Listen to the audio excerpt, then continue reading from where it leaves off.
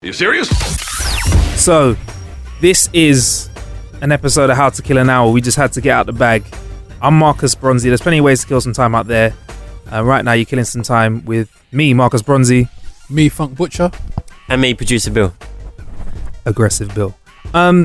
So, Mario Kart 8 Deluxe has just been played in the How to Kill an Hour Towers. I'm going to ask for a one-word answer in terms of your initial thoughts of the game. Funk? Incredible. Bill?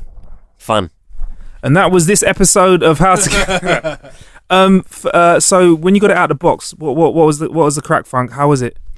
Literally, we were playing it on the cartridge version as opposed to the download version of Mario Kart 8 Deluxe. No loading time whatsoever. We literally popped the cartridge in to the Nintendo Switch, and Bob's your uncle, Fanny's your aunt. We were away playing the newest rendition of the Mario Kart franchise. It looks absolutely spanking fresh, gorgeous, real lush colours. Despite the small screen, everything is still vibrant and easy to pick out. I felt that it would struggle in that aspect in the multiplayer mode, the small screen, picking up your individual characters and the other, God knows how many other characters in this game, because there's so many. I mean, they got Zelda in there, they got Link in there. You can choose your Mii characters to be as well. Mii as in M-I-I. Me. So literally, it's handled all that information. It's had to process all that detail, and it's kind of dealt with it adequately, efficiently, and literally, I can't stress any more. This is, they've been going so much with the Zelda as a flagship game. I feel that this is up there as well. This is a heavyweight game. Obviously, Zelda as a title is probably more esteemed and renowned, but in terms of hours of gameplay with your mates, Mario Kart 8 Deluxe is going to be around for a long time. And you mentioned the cartridges. I've got to say, why in 2017 aren't all games giving us zero loading time? That's what it makes me feel like. That's a good question. I mean, in terms of the processing power on this, I thought that this would be a lot slower.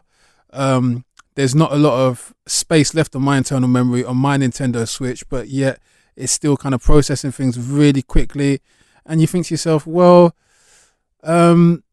maybe this is just Nintendo Switch showing off. Maybe it's saying, like, look, this is what we can do with this. Look what happens when we add a few more applications on there, like your Netflix, like your browser.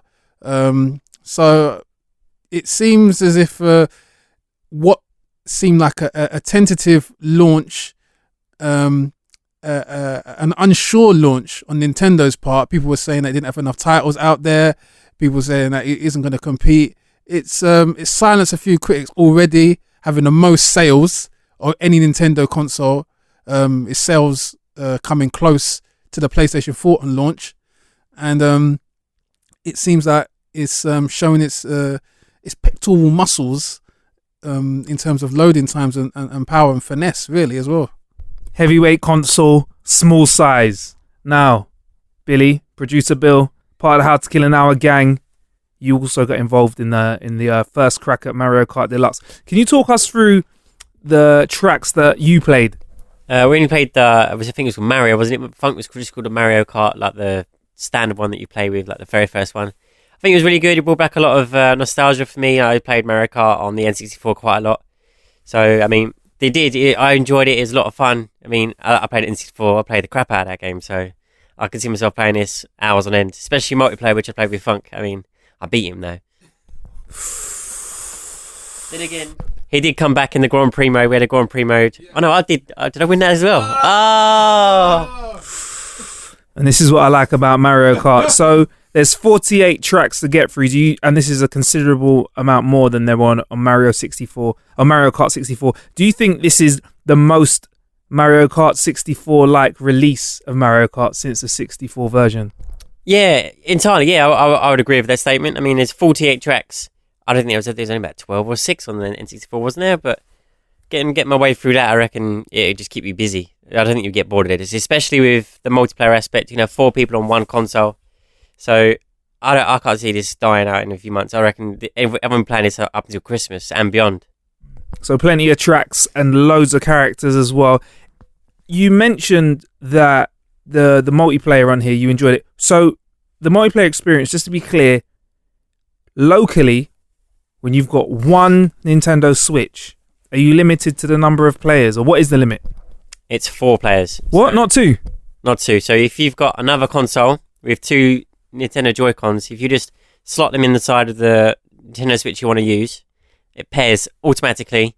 We're really impressed by that at the studio. Just all we have to do is that, bloop, and it's connected, and that's it. Then go and just play it. There's no fancy button on the on PlayStation or Xbox One. You have to push a button on the Xbox, then push a button on the controller. You have to wait a little while. With this, it's instant. No waiting time at all.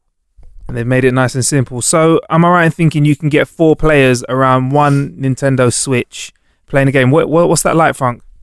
Well, again, in terms of the screen size, what you was able to pick up on the screen is very impressive. As long as you kind of position the Nintendo's display on eye level height, then everyone can see what's going on in the game. And yeah, like Bill said, fun.